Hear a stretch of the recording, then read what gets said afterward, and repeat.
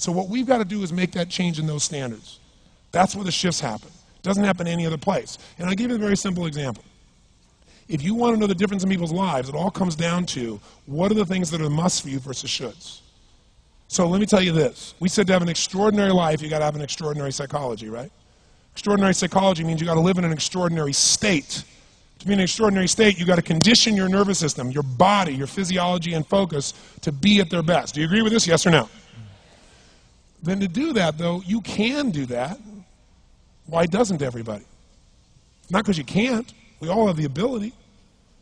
It's because of our standards. I remember a time early in my career, I was about 24, and I went to do a seminar in Boston. And in those days, a big seminar for me was like 125 people. It was a 3-day seminar, and we worked around the clock, and people made such extraordinary changes in their life. And at the end of it, I was feeling so fulfilled. I was thinking, my God, I'm 24, maybe 25 at the time, and I am so happy because I have found my mission in life. I'm doing what I love. It's making a difference in people's lives. This is extraordinary. So we finished about midnight on the Sunday night. And around midnight, I'm still wound up, so I don't feel like going to bed. So I decided, okay, let me take a walk here, and I decided to go through Copley Square. If you've been through Copley Square, it's a pretty neat place.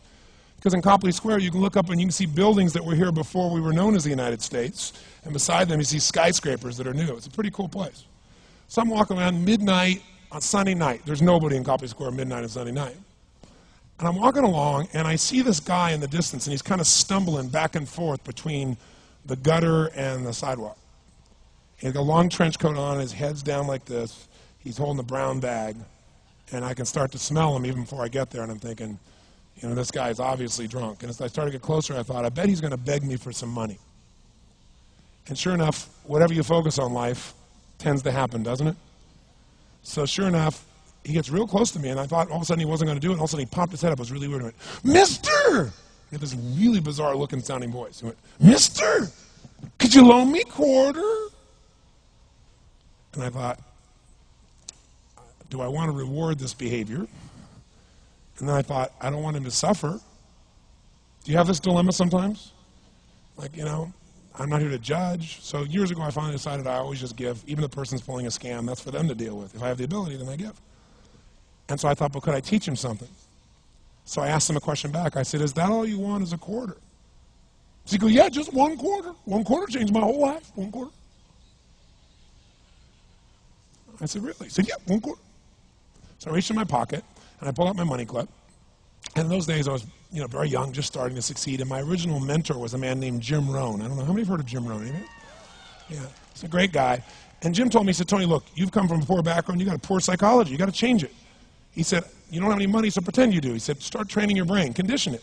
He said, go save all your money, get $300 bills, and put them on the outside of your money clip, even though you only have $5 in between them. So every time you put it out, you'll see that, you'll feel inspired, you'll feel better. He said, and you'll feel better, you'll do better. So I was like, okay. So I did. So I pulled my money clip, and sure enough, I got $300 bills down. I made sure he saw the bills.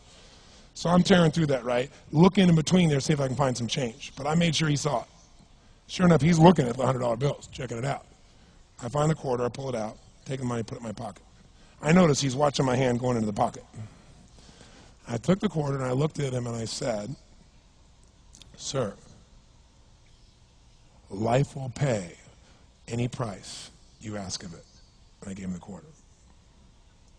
And then something really interesting happened. He took the quarter. He looked at the quarter. He looked at me. He looked at my pocket. He looked back at the quarter, looked at me, looked at my pocket, looked at me again, looked at the quarter, looked at my pocket, looked back at me and said, you're weird. And then he shuffled on off like this, right? And I thought to myself, wow, what's the difference between him and me? I mean, I was 24, 25 at the time, doing what I love most, have my mission in life, and he's in his early 60s, drunk on the street begging for quarters. What's the difference? And I thought, well, maybe God's blessed me because I'm such a good person. I thought, oh, and he's such a bad person, that's such bull. And I thought, wow, maybe the answer to that question is what I just told him. Life will pay whatever price you ask of it. But you know what's interesting? You got to ask intelligently. In the Bible it says, ask and you shall what?